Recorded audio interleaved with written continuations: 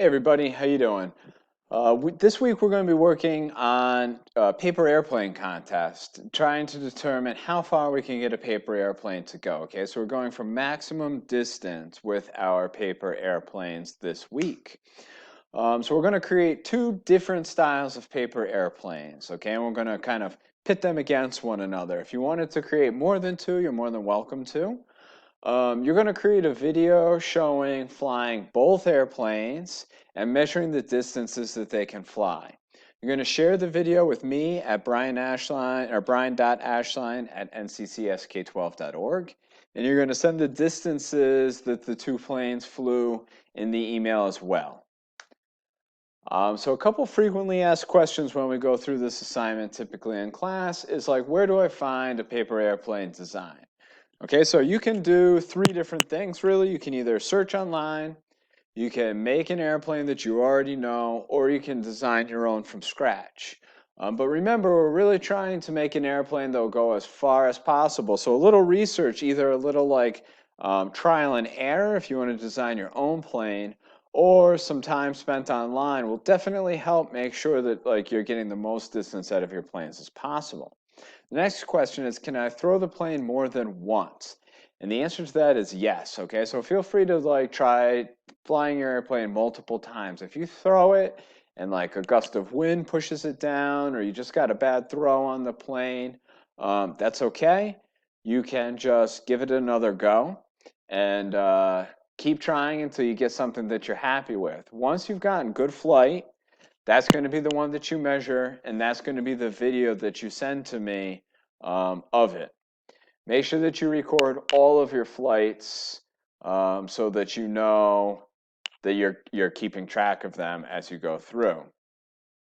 Okay, so another question that I'm worried about right now because we're not in school is how can we measure distances?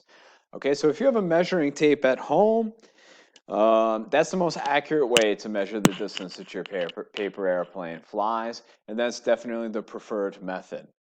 There are a lot of other ways to estimate distance, however, if you don't have one. So one of the best ways to estimate distance is to count your paces. So a pace is the length of one step that you take. And if you count the number of steps that it is between where you threw your paper airplane to where it landed, and multiply that number by the length of your stride, you'll be able to get a decent idea as to what your stride actually is. And you say, well, what is my stride? So if we take a look at the stride chart, a stride chart, this is an average stride chart broke down by height. Someone who is 5 foot is going to be able to will take a smaller step than someone who like is 6 foot, for instance. As a matter of fact, there's about a 5-inch difference between the two of them. So you're going to find your closest height. I'm about 5'9", and then you're going to take that number and you're going to take a look.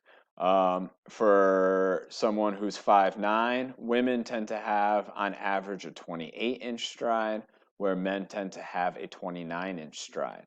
So I would take the total number of my steps times my average stride. So like let's say that my steps were 10.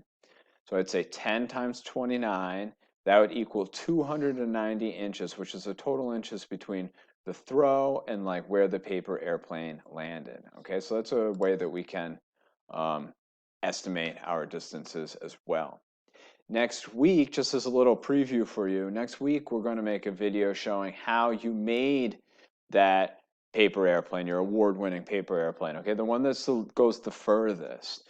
So think about the steps that you take this week, how you fold it, how you're being able to produce it, so that you're a bit ahead of the game next week and you're ready to produce your how-to video.